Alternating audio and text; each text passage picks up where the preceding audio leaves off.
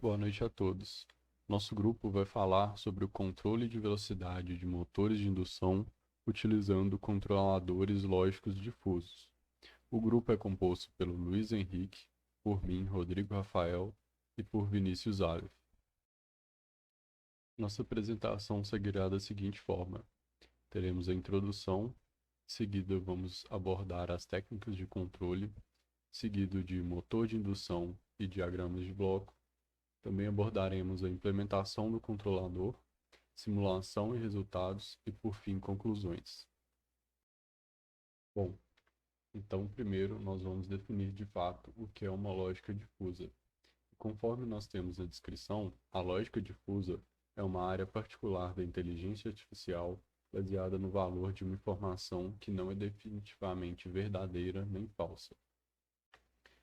Para um melhor entendimento dessa descrição, nós podemos observar essas duas figuras, onde nós temos um campo de ambiguidade que pode pertencer tanto a uma propriedade verdadeira ou a uma propriedade falsa de um sistema. O mesmo equivale à figura 2, onde nós temos um input que ele é apenas verdadeiro ou falso, mas podemos ter o output com valores intermediários, ou seja, durante esses valores nós não temos certeza se temos uma variável do tipo verdadeira ou uma variável do tipo falsa. A lógica difusa atua nestes pontos, atuando com valores que não são definitivamente verdadeiros ou falsos. Bom, e como temos essa tecnologia aplicada em motores de indução? A utilização de motores de indução, o controle de velocidade do motor é muito importante para atingir o máximo torque e eficiência. Ou seja, se tivermos um bom controle de velocidade, teremos um ótimo desempenho e torque do motor. Esse artigo aborda técnicas de controle difusa para atingir o máximo de torque com o mínimo de perda. Para validar os cálculos, simulações foram feitas utilizando o MATLAB. Agora vamos analisar quais são as vantagens do controlador lógico difuso frente aos métodos convencionais. Bom, os métodos convencionais trazem algumas dificuldades para o nosso sistema. O primeiro ponto é que eles dependem de uma precisão do modelo matemático dos sistemas. Ou seja, como abordamos em slides anteriores, em alguns momentos das nossas aplicações, nós não temos certeza do nosso modelo matemático, onde podemos apresentar valores intermediários entre verdadeiro e falso. Além disso, uma série de perturbações, saturações de motor e variações térmicas impactam diretamente no desempenho esperado do motor. Outro ponto que o nosso controle clássico, ele mostra apenas um bom desempenho e uma velocidade operacional. E por fim, devemos ter coeficientes escolhidos corretamente para obter resultados aceitáveis. Ou seja, se tivermos algum desvio dos nossos parâmetros, nós podemos ter uma resposta muito além da esperada nos nossos cálculos, impactando diretamente no controle do motor, além da grande dificuldade de ajustes desses pontos. Bom, com isso, podemos concluir que, para implementar o controle convencional, o modelo de sistema controlado deve ser conhecido, e o modelo usual do cálculo matemático de um sistema é muito difícil. Portanto, conhecer todo esse sistema exige um cálculo extremamente complexo.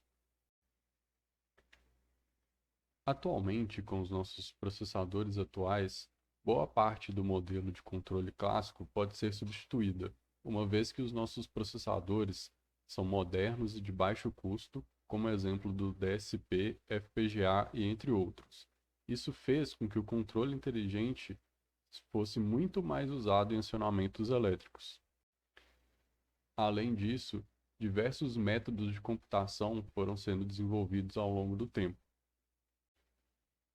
como a rede neural artificial, a lógica difusa, a rede difusa neural, sistemas baseados em algoritmos genéticos e sistemas assistidos de algoritmos genéticos.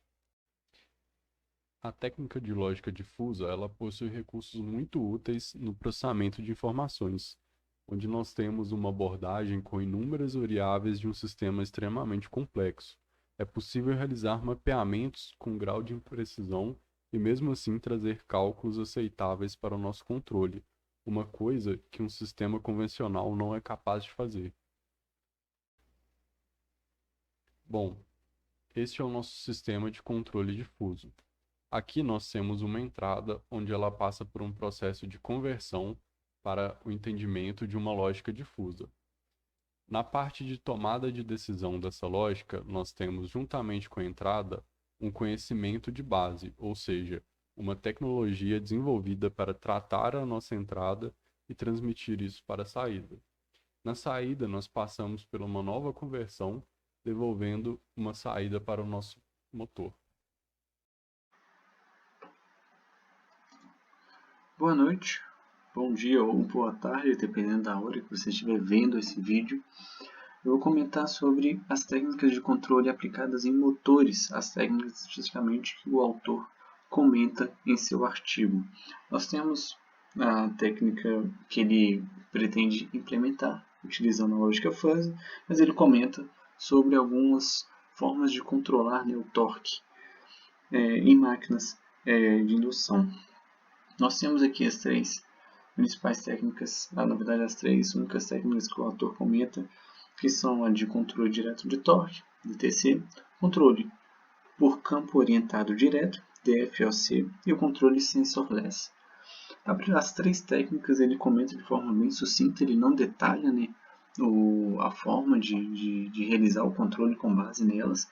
Os diagramas de blocos que eu estou exibindo na apresentação eu retirei de outras fontes, mas a ideia pode ser entendida através desses diagramas de blocos que eu vou exibir. Nós temos aqui o primeiro que é o controle DTC, o controle de torque direto. Esse controle ele tem como objetivo principal controlar o fluxo e o torque, controlar então o fluxo e o torque da nossa máquina e submeter essas variáveis, essas grandezas, a um comparador com esterese. Esse comparador ele assegura que nós teremos uma resposta mais rápida com base no controle do torque. Temos então como entrada fluxo e torque. Submetemos essa entrada ao comparador e logo em seguida submetemos o mesmo a uma lógica de chaveamento do inversor de frequência. Então nós fazemos a seleção do vetor de tensão com base no resultado do comparador por esterese. Os valores então de entrada que são comparados através do valor atual e o valor que nós citamos agora no comparador de esterese tem essa função. Com essa lógica nós temos a possibilidade de controlar de forma direta as duas grandezas, fluxo e torque, para obter como saída o torque desejado na nossa máquina.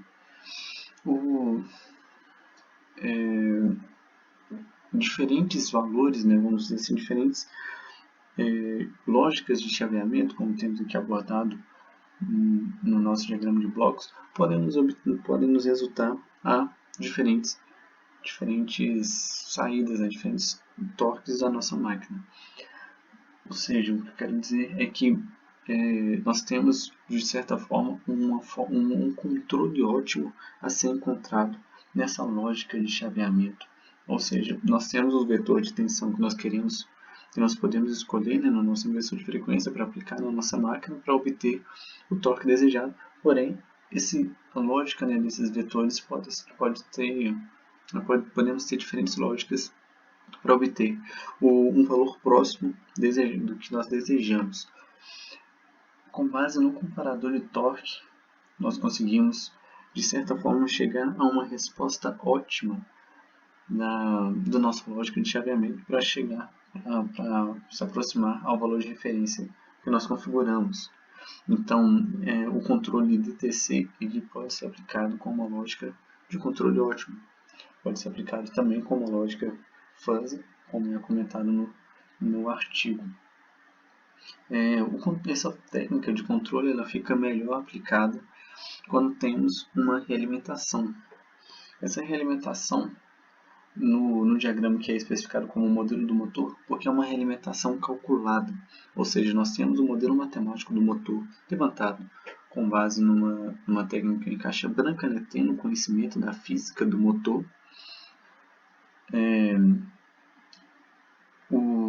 com base na entrada, né, que nós configuramos, nós conseguimos calcular o impacto que ela teria no nosso sistema e alimentar o nosso sistema com base nesse cálculo.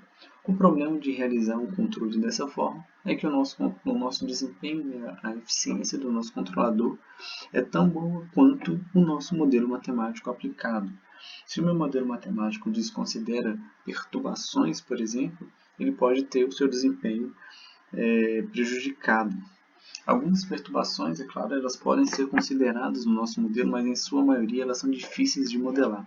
Perturbação da carga, por exemplo, se eu tenho um meu motor acoplado a uma carga conhecida, eu posso já inserir no meu modelo o impacto dessa carga ao meu motor e ter um resultado melhor no meu controle. Então, a realimentação pode ser tanto medida quanto calculada. Medir esses valores de fluxo e torque às vezes é muito complicado, então alguns autores preferem calcular, preferem inserir um modelo matemático de um motor e calcular a saída para realimentar o controle.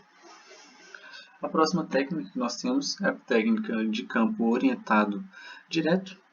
Essa técnica, diferente da anterior, não possui um comparador por esterésio na entrada do sistema para fazer justamente a melhor forma, o controle óptimo do sistema. Ou seja, essa técnica de controle ela não tem a sua garantia de ser a melhor resposta, mas nós temos um controle proporcional integrativo, ou seja, eu tenho um controle que está sempre chegando ao meu valor de referência. Então, são abordagens diferentes, nós temos um comparador no primeiro e um proporcional integrativo no segundo, mas em ambos os casos nós chegamos ao valor de referência da melhor forma possível, mas com técnicas diferentes. No controle orientado direto, nós temos aqui o monitoramento do fluxo e do torque também, de referência. A realimentação, mais uma vez, ela pode ser medida ou calculada, mas pela dificuldade de se medir esses parâmetros, ela é, na maioria das vezes, calculada com base no modelo do motor. Nessa técnica, né, de campo orientado a objeto, de campo orientado direto, por ser o campo, né, o nosso fator primordial, temos aqui um regulador de corrente para obtermos a melhor resposta para ser submetida ao meu inversor de frequência. No primeiro nós temos a lógica de chaveamento para fazer a seleção do vetor de tensão, no segundo para fazer a seleção da minha corrente a ser aplicada ao motor. Em ambos os casos o controle é feito em corrente contínua e posteriormente convertida em alternada para aí sim ser aplicada ao motor. Por fim, o autor também comenta sobre os controles sensorless, são os controles sem alimentação, né? São os controles em malha aberta. Esses controles eles são eficientes pelo fato de serem mais baratos. Eu coloquei aqui para exemplificar um inversor de frequência CFW700 da VEC, que é um inversor de frequência que ele pode ser feito um upgrade nele, né, colocando um controle vetorial sensorless, que basicamente faz um controle, né, com base no valor de referência que o usuário colocar nele, mas não mede se o motor de fato chegou nesse valor de referência, né. Ele faz assim ele submete ao seu controlador essa referência e não mede se o motor chegou. Esse controlador do CFW700 ele pode ser tanto o DFOC quanto o DTC.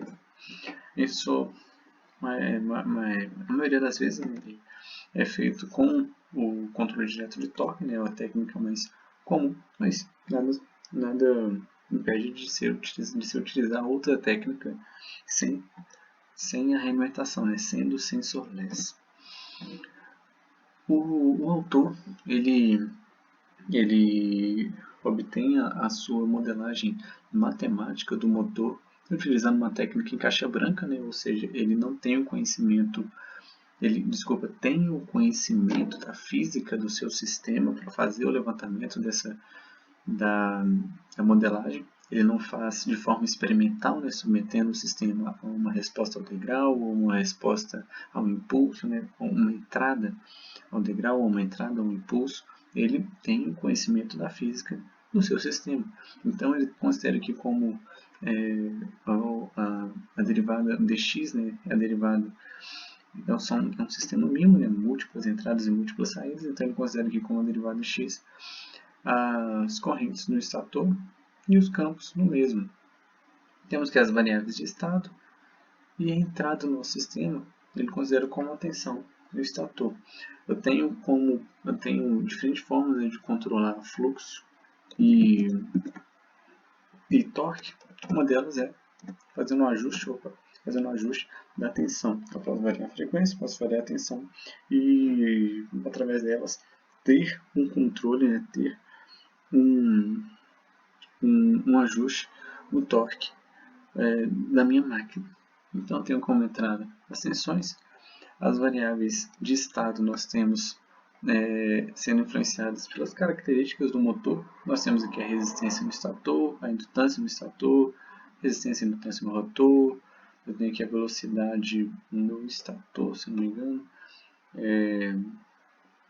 indutância da máquina. Eu tenho que todas as características físicas do meu motor influenciando no meu controle.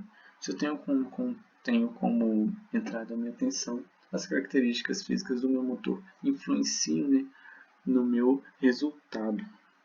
Então, o autor ele nos mostra uma modelagem que ele utiliza no seu trabalho, na sua pesquisa, né? E com base nessa modelagem, ele aplica uma lógica fuzzy para obter o controle de torque desejado.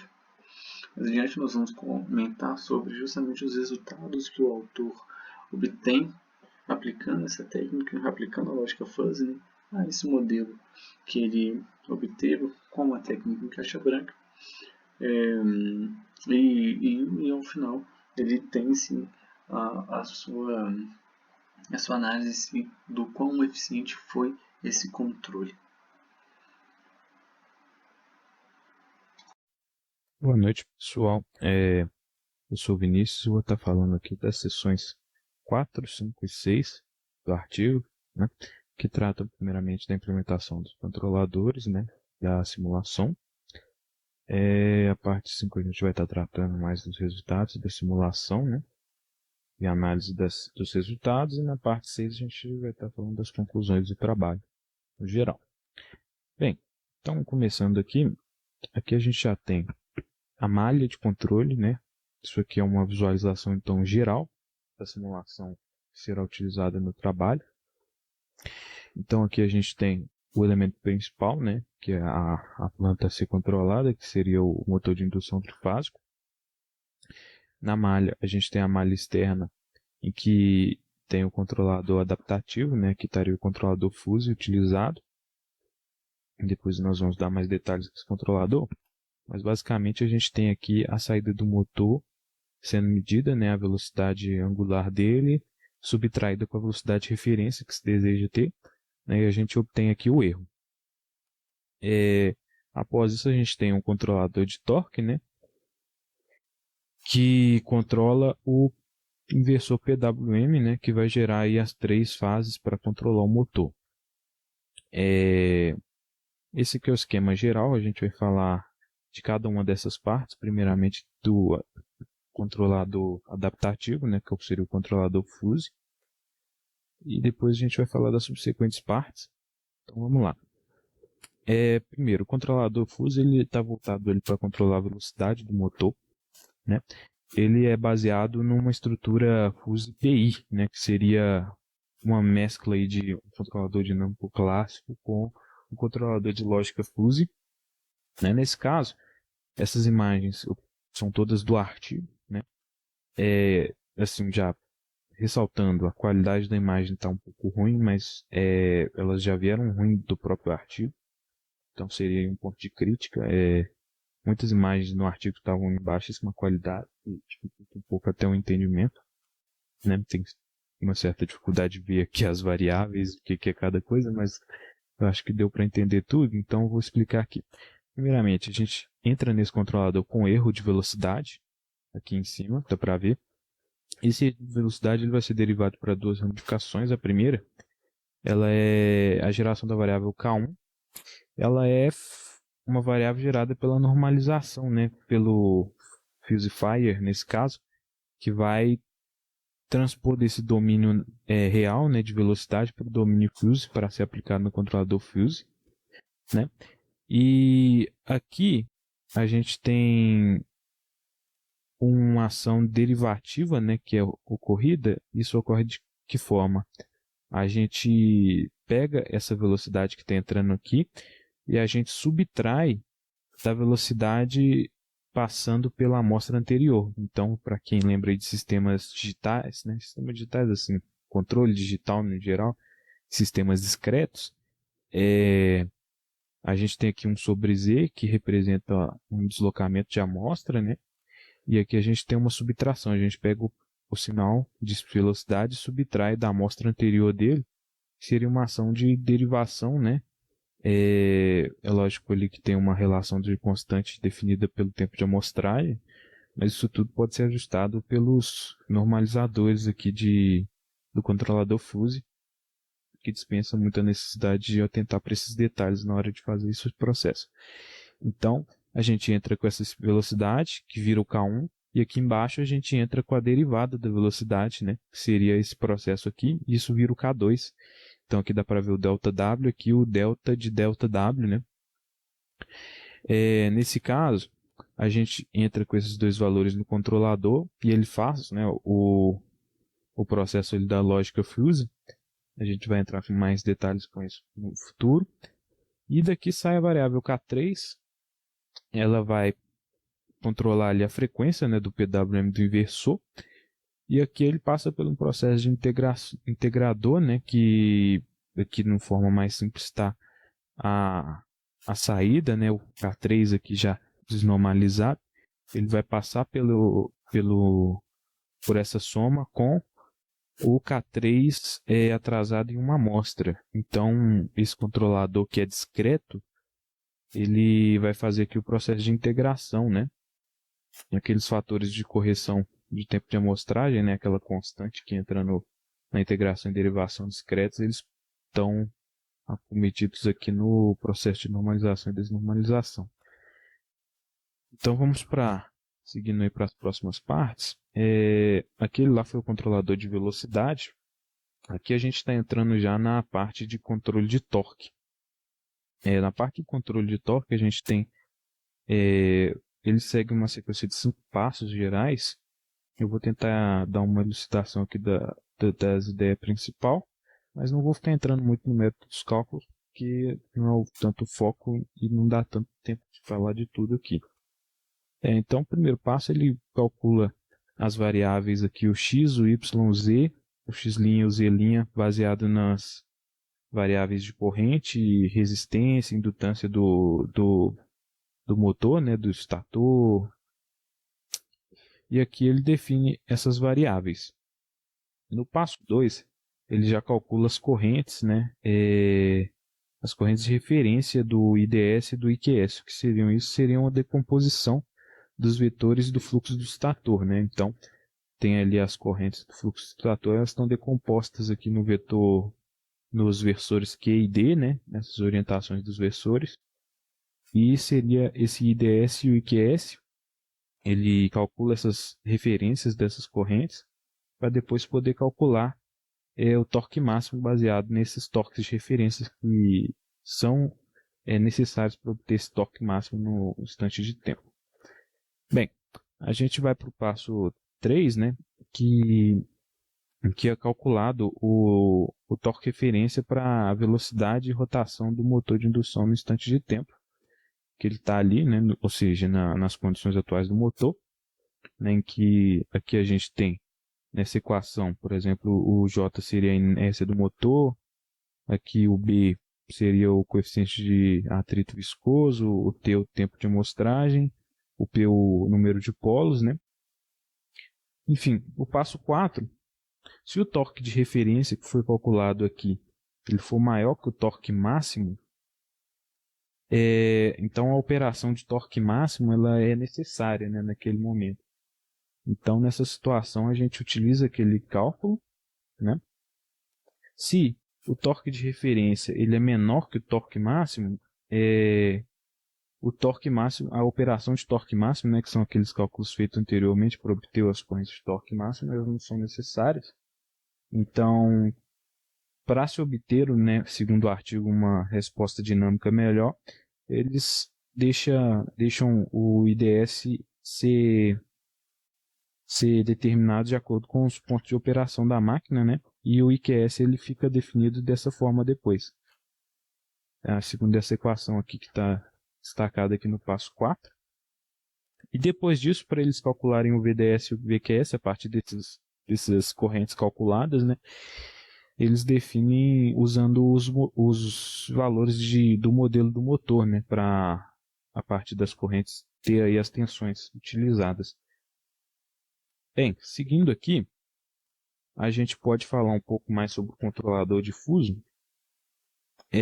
Então, nesse caso aqui, a gente tem aqui na figura 10, destacada aí no slide, a função de pertinência, né, das variáveis K1, K2 e a saída, né, que seria o K3 ali já passado para o domínio real ali, né, discreto. Então, aqui como funciona? A gente tem várias regiões de operação. Está escrito ali em cima NB, NS, ZE, PS, PB. Aqui cada triângulo desses é uma região de operação em que as variáveis, né, na verdade, que representam ali a dinâmica do motor, elas estão num determinado instante de tempo. Essa imagem é para o K1, mas ele utiliza exatamente a mesma função de pertinência tanto para o K1 quanto para o K2 quanto para o K3, que seria a saída do sistema. E nesse caso aqui, a gente, por exemplo, o NB seria essa linha aqui, seguida de 0 até o final aqui, onde está o 1. O NS seria esse triângulo primeiro aqui, e vai a 0 até o resto do domínio. Esse ZE significa 0, né? É a região intermediária aqui do sistema, né? Então, a gente tem aqui a região positiva, a região negativa e a região 0, né, de controle. E a operação do controlador ela é baseada em que região que está a variável ali de interesse, né? Então, aqui, por exemplo, a gente tem a tabela 1 com as variáveis definidas aqui, com os possíveis estados, né? E aqui está as operações do controlador. Essa tabela também eu peguei ela do artigo. Nesse caso, por exemplo, aqui, a gente está na região no negative bound e a gente coloca o erro e o delta erro. Aqui, só para elucidar, esse erro e o delta erro seria o K1 e o K2, respectivamente. Então, por exemplo, se um está em negative bound e o outro está em negative bound, usando esses dois, a gente tem o estado do motor no negative bound também, né? Por exemplo, aqui se a gente tem um no positivo intermediário, né, nesse caso, e o outro a gente tem no negativo intermediário, a gente tem uma situação de 0. Né? Então é uma forma de você passar pelos transientes de operação do motor e ter, né, uma lógica de controle baseada nisso, né, para o controlador fuse. Então aqui a gente tem as regras de mapeamento de controlador para saída. Aqui está um gráfico mostrando a visualização dessas variáveis. Tá? Aqui, de novo, as imagens elas estão numa qualidade um pouco baixa, mas é a forma como veio no artigo. Tentamos dar até uma melhorada nelas, mas foi o melhor que a gente conseguiu. Aqui o K1, né, a variável K1. Aqui é o gráfico da variável K2, aqui é o gráfico da saída. Cada linha aqui vai representar um pareamento de entradas e saídas, né, do controlador. Então, por exemplo, se o K1 está na região do NB, a gente tem o K2 nessas regiões aqui possíveis, são esse aqui seria o comportamento da saída, né, do controlador. Então aqui é só uma visualização gráfica de todo esse comportamento, né? Então, aqui na figura 12 também, a gente tem a visualização da superfície de saída, né? Se a gente coloca aqui no eixo X, o que seria o eixo X e Y, a gente coloca K1 e K2, a gente pode ter uma superfície parametrizada de acordo com a saída, né?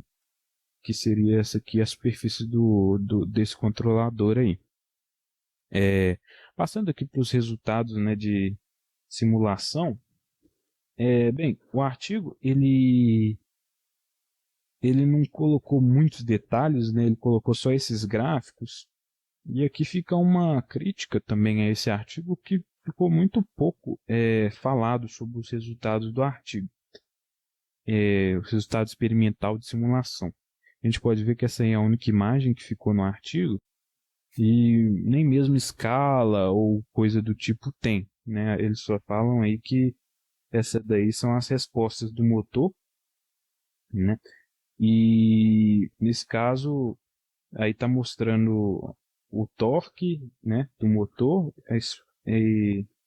a velocidade do motor, obtendo aí, né, utilizando a ferramenta de otimização do MATLAB. Bem, a partir daí a gente não consegue ver muitas conclusões só lendo o artigo. Não sei se foi por intenção dos autores não revelar muita coisa ou deixar mais sucinto assim por, enfim, qualquer outra razão. Por fim, as conclusões do artigo mostram que o sistema de controle proposto, né, dá um torque máximo ao longo de todo o range de velocidade, né, de todo o alcance de velocidade do motor, né? Ele mostra que em estado estacionário a eficiência do motor de indução ela é aumentada, e cita apenas que também a validade do modelo proposto é confirmado através da simulação. Enfim, para poder implementar isso no laboratório, a conclusão também vai citar que alguns parâmetros, como corrente, pontos de operação e os parâmetros do motor têm que ser estimados. Enfim, essas aí são as conclusões que o trabalho dá, que eu achei um pouco raso, particularmente. Eu não vi muito, eu achei que tinha uma falta de dados aqui, né, para poder mostrar quem está lendo o trabalho, até para convencer quem está lendo, né, de que foi feito real, né, enfim, ficou ali muito, que tipo, deu certo e não fala muito mais coisa do que isso. Enfim, essas são só algumas considerações finais sobre os resultados do trabalho. Aqui a gente segue com as referências, né, que foram utilizadas no trabalho, tá? No total são 19 referências aí que eles utilizaram no trabalho. E é isso aí.